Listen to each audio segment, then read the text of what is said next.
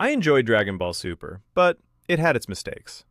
With the Dragon Ball Super remake coming up, it could be either incredible or a huge flop.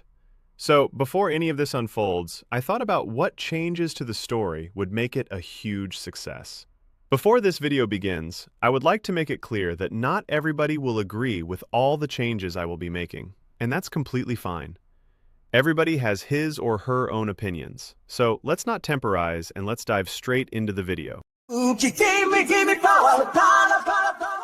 First, let's start with the Beerus Saga. The Beerus Saga stemmed from the first modern Dragon Ball movie, Battle of Gods. It introduced two new and beloved main characters into the story. It gave us a new transformation like nothing we ever saw before, and the overall story was very enjoyable.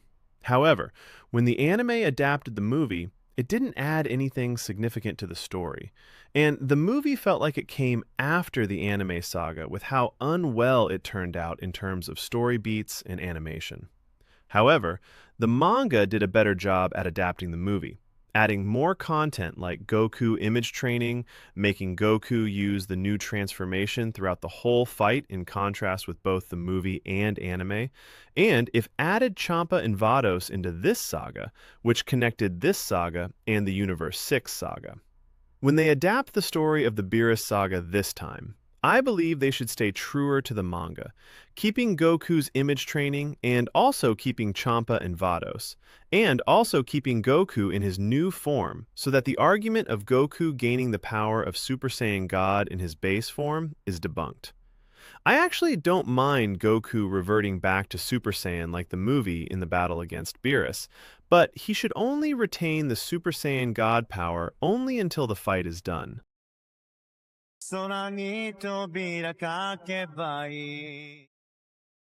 After Beerus goes, Frieza comes, and unfortunately, he doesn't give us an awesome and compelling story as before.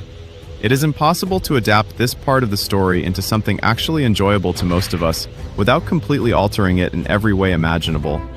Let's briefly compare Ressurection F and the Frieza Saga from Dragon Ball Z to see what went wrong.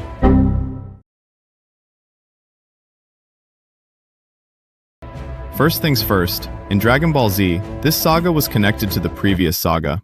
Krillin, Gohan, and Bulma went to gather the Dragon Balls on Namek to resurrect their fallen friends from the previous saga. This was exciting, since the Z fighters were going to discover outer space for the first time and go on an adventure to hunt the Dragon Balls, which is the core of Dragon Ball. In Ressurection F, however, this part of the story has absolutely no connection with the previous saga, like most of the sagas in Dragon Ball Super. The Frieza Saga introduces us to the new mysterious villain that we slowly keep learning about throughout the whole saga. We also see King Kai talking about how terrifying this villain is, how he is leagues above the previous villains that Goku almost died fighting, and how this villain is even the Emperor of the Universe that even the previous villain served.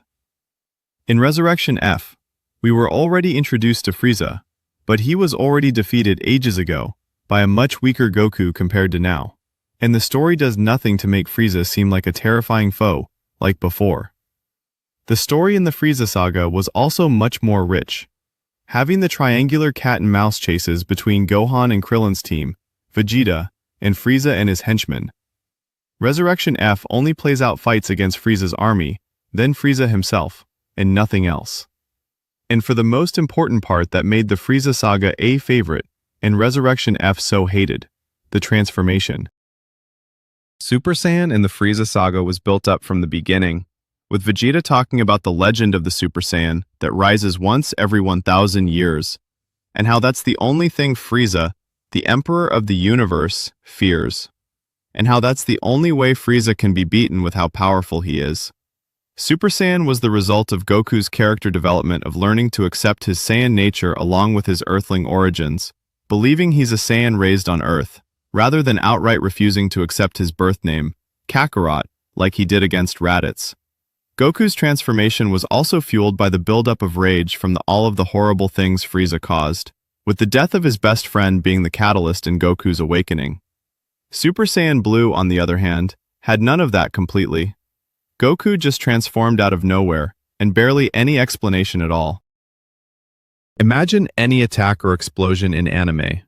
If the attack has a strong build-up, strong screen effects and animation, it would feel powerful, but if it comes out of nowhere, with poor art and animation, it wouldn't. That's exactly how I would describe this saga. So that's how this saga is impossible to turn into an actually rich saga, but it could still be a bit more enjoyable than the movie and anime if they do a few changes. For example, I believe the story could be a bit more enjoyable if they let this saga keep going for more time than how it was in the show. In the show, it appeared that the fight lasted for only less than a day. It would be better if they spread the saga more to add more than just waves of fights coming right after the other. Also, they should remove the part where Frieza signals for Sorbet to shoot Goku with a laser beam, and instead cut to the part where he destroys the planet, and have Whis then keep Vegeta alive to rewind time and save Goku. Also, in the movie, they made Goku careless in his fights, which was something that was never actually there, and they regressed Vegeta's character to his Cell Saga self. I believe more people would enjoy the story if these changes were undone, and Goku and Vegeta are more mature.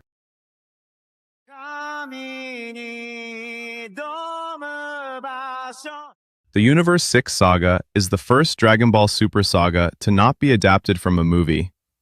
The saga was basically just a tournament between our Universe 7 and Universe 6. Tournaments don't usually have a lot of plot going on other than the fights unfolding, but as we saw with the previous tournaments from the original Dragon Ball series, each tournament still had underlying themes and lessons. The problem with themes and lessons by that part in the story is that Goku and Vegeta's characters are already fully developed, and the writers keep regressing their development for the sake of the story continuing. But the younger cast and some of the other characters could still get character development. In this part of the story, I would love to see Goku actually not participating in the tournament. This would be both good as to remove Goku from the story a bit, and also as an element of surprise. Goku could get the key disease he got in the filler episode in Dragon Ball Super, and I think that's a very good excuse to write him off. And then I would replace him with Gohan to complete the final piece of his character development. I would love to keep the scene from the anime where Hit confronts Frost as he plans to steal the cube, since it shows how strong he is. I also think replacing Kaba with Tarbell would be a great move, since Tarbell is proven to be canon as said in the Battle of Gods movie, and he also looks very similar to Kaba. And since Kaba doesn't really do much, I think Tarbell would be a way better choice. We could even get a special about Tarbell's adventures and how he got to Universe 6. I also think replacing Botamo with either the Yardrat from the Tournament of Power, one of the Namekians, or an Earthling could be interesting, since the idea of Botamo being resistant to attacks is already old, and Botamo himself is a lame character, and maybe let the tournament play out in the Otherworld arena. It would be fun, and we could canonize characters like Paikon and Alibu. But other than that, whether we go with the anime story or the manga doesn't really matter, as long as they implement a good lesson not involving Goku or Vegeta's character.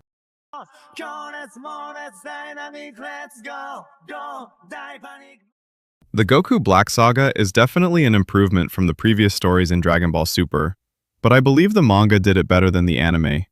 Most of the elements from the manga, like Zamasu fighting Kibito, Goku and Vegeta using the Super Saiyan God form, and Super Saiyan Rage not being there, make the story a lot better. But I think there are a few things that could change from the better from both stories. First, removing Mai from the story and not making the Pilaf gang as prominent as they were especially in this saga would be a lot nicer. Not killing Bulma at the beginning could still leave a reason for Trunks to be even more resilient to protect his future. And changing the ending completely would be every fan's wish. I believe if they make Goku finish off fused Zamasu with the Hakai after Vegeta gives him the last of his energy, would be a great ending to the saga. This would prevent the horrible ending where Trunks has to live with another version of himself.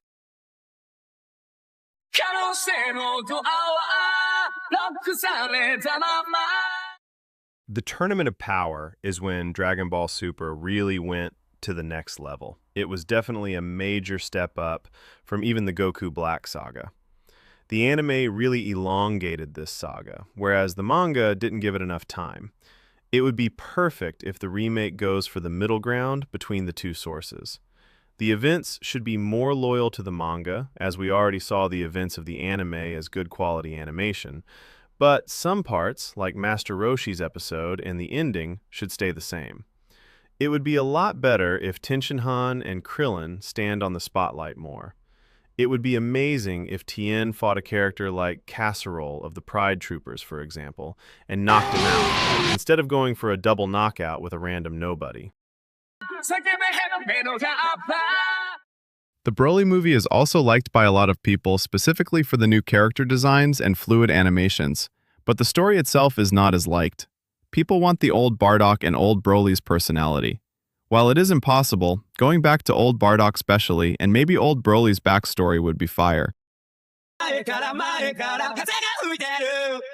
After the Dragon Ball Super remake, the Moro Saga begins.